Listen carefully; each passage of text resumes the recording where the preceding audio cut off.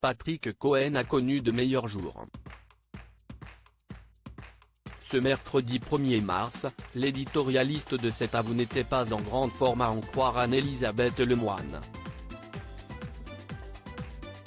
Entre la première et la seconde partie de l'émission, le journaliste de 60 ans s'est en effet éclipsé.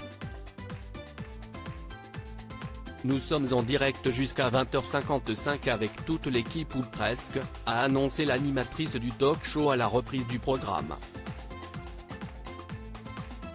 Patrick Cohen vous présente ses excuses, il a dû s'absenter et sera de retour demain, en meilleure forme on l'espère, a-t-elle précisé avant de présenter le dîner préparé par le chef Cédric Béchade.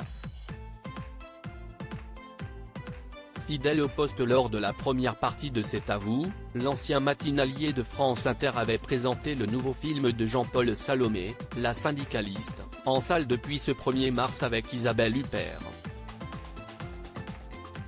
Pour l'occasion, l'émission a accueilli en plateau Maureen Carnet, la femme qui a inspiré le film. Secrétaire du comité de groupe européen d'Areva pendant de nombreuses années, cette lanceuse d'alerte irlandaise, ex-responsable syndicale CFDT, a notamment affirmé avoir été violée en raison de ses dénonciations de projets de son groupe. Supérieure à Ingrid Chauvin, Claire Keim, à Anne-Elisabeth Lemoine, leurs histoires d'amour oubliées. Patrick Cohen scandalisé par l'affaire derrière La syndicaliste adapté du livre Enquête de Caroline Michel Aguirre, journaliste de l'Obs. Le film sorti ce mercredi revient ainsi sur l'affaire qui a éclaboussé le nucléaire français en 2012. Il faut rappeler votre histoire et je suis un peu ému en vous voyant, comme tous ceux qui vous ont rencontré. Si est troublant d'être aujourd'hui face à vous, a déclaré Patrick Cohen.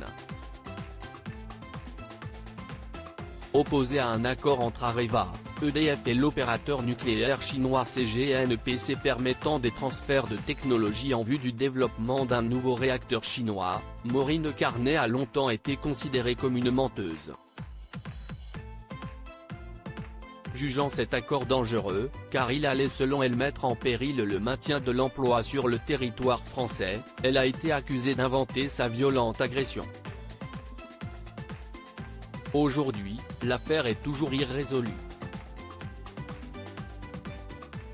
La France insoumise plaide pour l'ouverture d'une commission d'enquête parlementaire. Crédit photo, capture d'écran. C'est à vous France 5.